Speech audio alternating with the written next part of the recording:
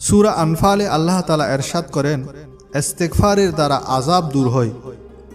সূরা হুদে আল্লাহ তাআলা ফরমায়েছেন, ইস্তেগফারের দ্বারা তোমার শক্তি বৃদ্ধি পাবে। সূরা নূহে আল্লাহ তাআলা ফরমায়েছেন, ইস্তেগফারের দ্বারা গুনাহ মাফ হবে, রহমতের বৃষ্টি বর্ষিত হবে, ধন দৌলত ও সন্তান দিয়ে আল্লাহ সাহায্য করবেন, জান্নাত বা বাগ বাগিচা দান করবেন, ঝর্ণা দ্বারা জারি করে দিবেন। এরপর আল্লাহ বলেন, তোমাদের কি হয়েছে যে তোমরা এত বড় কথা বুঝতেছ না? মুফতি সাহেব বলেন, এই যুগে মানুষের গুনাহ যেহেতু বেশি, তাই ইস্তেগফারের পরিমাণও বাড়িয়ে দিতে হবে। প্রতিদিন কমপক্ষে 1200 বার ইস্তেগফার পড়বেন। এটা পরীক্ষিত সংখ্যা। আর যদি আরও দ্রুত সমাধান চান তাহলে প্রতিদিন 12,000 বার পড়বেন। শুধু আস্তাগফিরুল্লাহ বললেও যথেষ্ট হবে। আস্তাগফিরুল্লাহ রব্বি বললেও হবে, আস্তাগফিরুল্লাহ আল আজিম বললেও হবে। ইমাম বুখারী বলেছেন, আস্তাগফিরুল্লাহ ওয়া আতুবু ইলাই, এটাও পড়তে পারেন। অথবা আস্তাগফিরুল্লাহ আল্লাযী লা ইলাহা ইল্লা হুয়াল হাইয়ুল কাইয়্যুম ওয়া আতুবু ইলাই, অথবা আস্তাগফিরুল্লাহ আল আজিম আল্লাযী লা ইলাহা ইল্লা হুয়াল হাইয়ুল কাইয়্যুম ওয়া আতুবু ইলাই। এই ইস্তেগফারটি যে 3 বার পড়বে, গুফিরা লাহু যুনুবুহু, তার সমস্ত গুনাহ ক্ষমা করে দেয়া হবে। যদিও তার গুনাহ সমুদ্রের ফেনার সমান হয়, যদিও তার গুনাহ গাছের পাতার সমপরিমাণ হয়, যদিও তার গুনাহ দুনিয়ার সকল দিনসমূহের সমপরিমাণ হয়, যদিও তার গুনাহ দুনিয়ার জমিনের বালির দানার সমপরিমাণও হয়, আল্লাহ তাআলা সব গুনাহ মাফ করে দিবেন। যদি কেহ মাত্র 3 বার পড়ে, আস্তাগফিরুল্লাহ আল আজিম আল্লাযী লা ইলাহা ইল্লা হুয়াল হাইয়ুল কাইয়্যুম ওয়া আতুবু ইলাই, আস্তাগফিরুল্লাহ আল আজিম আল্লাযী লা ইলাহা ইল্লা হুয়াল হাইয়ুল কাইয়্যুম ওয়া আতুবু ইলাই, আস্তাগফিরুল্লাহ আল আজিম আল্লাযী লা ইলাহা ইল্লা হুয়াল হাইয়ুল কাইয়্যুম ওয়া আতুবু ইলাই। 5 থেকে 10 দিনের মধ্যে 10,000 বার পড়বেন, আস্তাগফিরুল্লাহ রব্বি মিন কুল্লি যামবিন ওয়া আতুবু ইলাই। অথবা এটা পড়বেন, আস্তাগফিরুল্লাহ আল্লাযী লা ইলাহা ইল্লা হুয়াল হাইয়ুল কাইয়্যুম ওয়া আতুবু ইলাই। 5 থেকে 10 দিনের মধ্যে 10,000 বার, 33 দিনের মধ্যে 75,000 বার, আর 40 দিনের মধ্যে 1,25,000 বার ইস্তেগফার পড়তে হবে।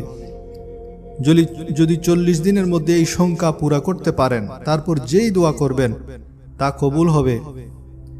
এমন কোনো জায়েজ দোয়া নাই যা কবুল হবে না।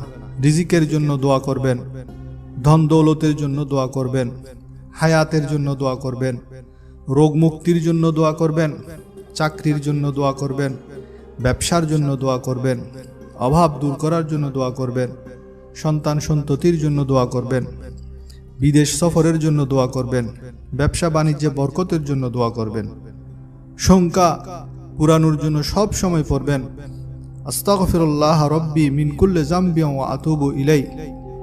অথবা সাইয়্যিদুল ইস্তেগফারও পড়তে পারেন, আল্লাহুম্মা আনতা রব্বি লা ইলাহা ইল্লা আনতা খালাকতানি ওয়া আনা আবদুকা ওয়া আনা আলা আহদিকা ওয়া ওয়া'দিকা মাস্তাতা'তু আউযু বিকা মিন শাররি মা সানা'তু আবুউ লাকা বিনি'মাতিকা আলাইয়া ওয়া আবুউ বিযামবি ফাগফিরলি ফাইন্নাহু লা ইয়াগফিরুয যুনুবা ইল্লা আনতা।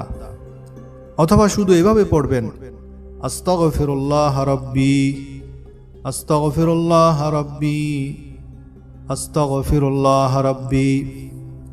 ইস্তেগফার সকল আশারজু পূরণের জন্য সর্বশ্রেষ্ঠ ওজিফা। শুধু জবানে পড়লে কিন্তু দিল তা থেকে গাফেল থাকলে তাতে কাজ হবে না।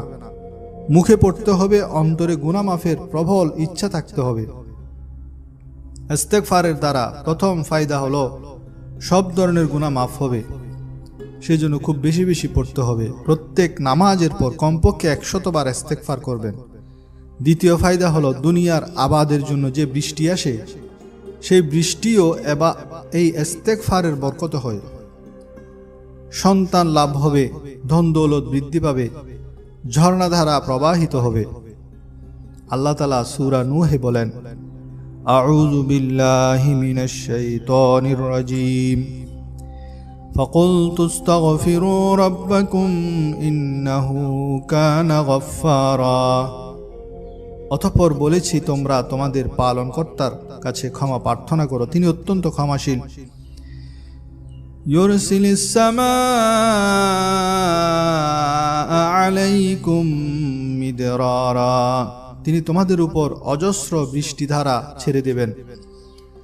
ওয়ায়ুমদিদকুম বিআমওয়ালিন ওয়া বানিন ওয়ায়াজআল লাকুম জান্নাতিন ওয়ায়াজআল লাকুম আনহারা, তোমাদের ধন সম্পদ, সন্তান সন্ততি বাড়িয়ে দিবেন, তোমাদের জন্য উদ্যান স্থাপন করবেন, তোমাদের জন্য নদীনালা প্রবাহিত করবেন।